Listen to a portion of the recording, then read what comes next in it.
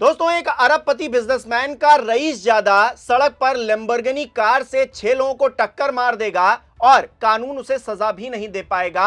उसे 7 घंटे में रिहा कर दिया जाएगा। क्या हो रहा है देश में और आखिरकार ऐसे मामले लगातार क्यों बढ़ते जा रहे हैं और इन मामलों पर कोई सख्त एक्शन होता हुआ नजर क्यों नहीं आता है? बहुत बड़ी खबर आपको बताने जा रहा हूं। देखिए, भास्कर की यह खबर है, लिखा है लैम्बोर्गिनी कांड, अरबपति का बेटा गिरफ्तारी के 7 घंटे बाद छूटा। कानपुर पुलिस ने 14 दिन की रिमांड मांगी, जज ने वजह पूछी तो नहीं बता पाए।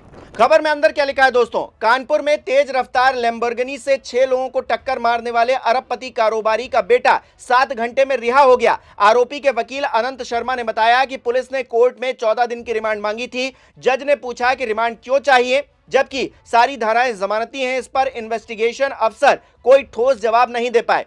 इसके चलते कोर्ट ने रिमांड की अर्जी खारिज कर दी। 20,000 रुपए का बेल बॉन्ड भरने के बाद पुलिस ने उसे छोड़ दिया। यानी कि कारोबारी के मिश्रा के सुपुत्र ने कुछ भी गलत नहीं किया। शिवम बेगुनाह था, इसीलिए तो कानून उसे सजा नहीं दे पाया। पुलिस पैरवी ढंग से नहीं कर पाई। जो वहां पर वकील थे वो शायद इसी वजह से वहां पर मौजूद थे कि उनको शिवम को बचाना था। पूरी टाइमलाइन समझिए, शुरुआत से ही इस केस में हो क्या रहा है, किस तरह से कानून की धज्जियां उड़ाई जा रही हैं, किस तरह से कानून का बेजा इस्तेमाल करने की कोशिश की जा रही है और किस तरह से एक कारोबारी अपने बेटे को बचाने के लिए पूरे सिस्टम को ताक पर रख देने पर तुला हुआ है। देखिए क्या हुआ। कानपुर में वीआईपी रोड इलाके पर 8 फरवरी को करीब 14 करोड़ की लैम्बोर्गिनी कार थी। 6 लोगों को उससे टक्कर मारी गई। कार आर्यनगर में रहने वाले कारोबारी के मिश्रा के बेटे शिवम मिश्रा चला रहे थे। हादसे के बाद पुलिस कार को थाने ले जाती है, कवर से ढक दिया जाता है। पहले तो पुलिस ने एफआईआर दर्ज नहीं की। मामला सुर्खियों में आया तो 6 घंटे के बाद 8:30 बजे रात में कार नंबर के आधार पर अज्ञात ड्राइवर के खिलाफ एफआईआर दर्ज की जाती है। बाद में अखिलेश यादव इस मामले पर ट्वीट करते हैं तो मामला और तूल पकड़ता है। योगी जी भी जागते हैं, पूरे मामले में कार्रवाई के आदेश देते हैं। फिर 24 घंटे के बाद शिवम का नाम एफआईआर में जोड़ा जाता है। पहले तो अज्ञात के खिलाफ वो एफआईआर दर्ज की गई थी। अब देखिए 10 फरवरी आ जाता है। कारोबारी जो है के मिश्रा ग्वाल टोली थाने पहुंचते हैं। दावा करते हैं कि हादसे के वक्त उनका बेटा शिवम गाड़ी नहीं चला रहा था, ड्राइवर मोहन वो कार चला रहा था। अरे भाई, ये कैसे हो गया? शिवम उस वक्त सो रहा था, ये जानकारी दी जाती है। हादसे के बाद कार लॉक हो जाती है, जिसके बाद बेटे की तबीयत बिगड़ जाती है। ये कहानी बताई गई के मिश्रा की तरफ से। 11 फरवरी को इस केस में बड़ा यूटर्न हुआ। हादसे में घायल और एफआईआर करवाने वाले मोहम्मद तौसीफ ड्राइवर के साथ समझौता कर लेते हैं। कारोबारी के वकील धर्मेंद्र सिंह ने कोर्ट में जो समझौतानामा पेश किया उसमें तौसीफ की ओर से कहा गया कि इलाज का खर्च दे दिया गया है, पूरी तरीके से वो संतुष्ट है, कोई भी कार्रवाई वो नहीं चाहते। तो सोचिए उस गरीब व्यक्ति पर जो तौसीफ जी हैं उन पर कितना दबाव रहा होगा कि उन्होंने इस घटना पर ही यू टर्न मार लिया।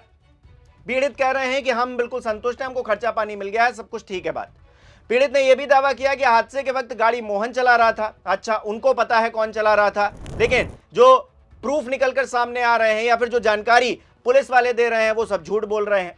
हालांकि डीसीपी जो हैं अतुल कुमार, वो क्या कहते हैं? वो कहते हैं कि पुलिस को किसी तरह का समझौतानामा नहीं मिला है।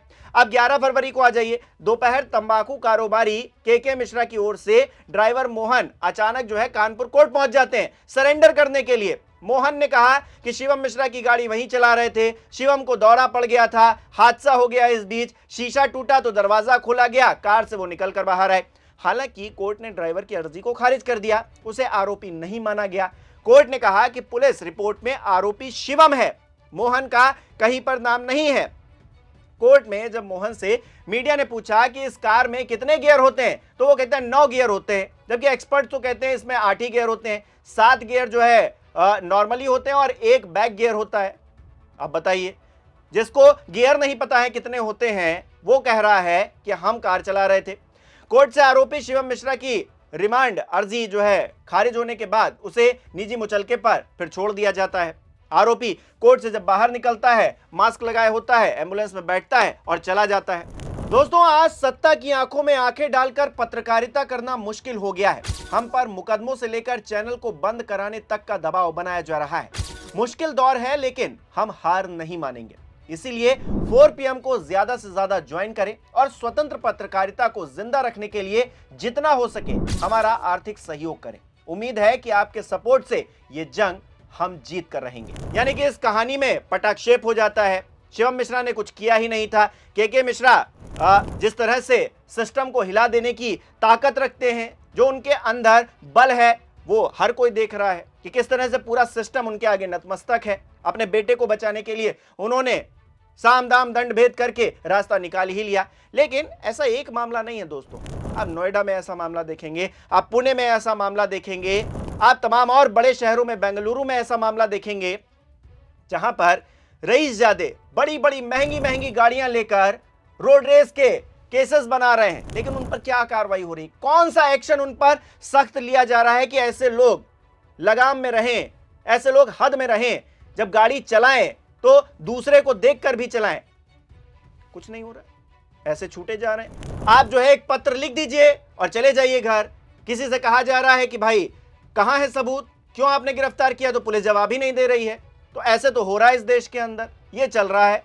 के मिश्रा का बेटा शिवम कल को फिर से कोई घटना कर देगा, उसको क्या सबक मिलेगा? या फिर हो सकता है उनके पिताजी उनको डांटे कि इस बार बच गए हो, अगली बार नहीं बचोगे, तो इस बार हद में रहना। लेकिन 6 लोगों को कुचल देने की कोशिश की गई, 6 लोगों को टक्कर मारी गई। क्या इस मामले को भूल जाया जाएगा? अपने आप में बड़ा सवाल है। मैं ये नहीं कह रहा हूं कि वो बहुत अमीर कारोबारी हैं तो उनके बच्चे को जो है जेल में डाल देना चाहिए, लेकिन कानून को कानून के हिसाब से चलते हुए तो दिखना चाहिए। लेकिन यहां क्या हो रहा है, शिवम गाड़ी चला ही नहीं रहा था, उसका ड्राइवर मोहन गाड़ी चला रहा था, यह कहानी बनाई जा रही। अब इस झूठ पर ही क्या कोर्ट संज्ञान नहीं ले सकता है? क्या जिस तरह से इस मामले में शिवम को गिरफ्तार किया गया और जब पूछा जा रहा है कोर्ट में जज की तरफ से कि बताओ भाई क्यों आप 14 दिन की रिमांड मांग रहे हो, तो उस पर जवाब देते नहीं बन रहा है, तो क्या दिखा रहा है? ये कानून का मजाक है। कानून को आपने अपनी घर की जागीर समझ लिया है, इसीलिए तो इस देश में गरीब इंसान वो पिस रहा है और अमीर लोग इस तरह के हादसे कर रहे हैं और छूटे जा रहे हैं, बचे जा रहे हैं। उन पर कानून का कोई शिकंजा नहीं है। आपको क्या लग रहा है? आप किस तरह से देख रहे हैं? एक और महाराज बाहर आ गए हैं। आपकी जो भी राय हो कमेंट बॉक्स में बताइएगा। इस वीडियो को लाइक करना, शेयर करना मत भूलिएगा। हमारे चैनल को सब्सक्राइब नहीं किया तो वो भी जरूर कीजिएगा और आप हमें सहयोग भी कर सकते हैं ज्वाइन बटन पर क्लिक करके। बहुत बहुत धन्यवाद।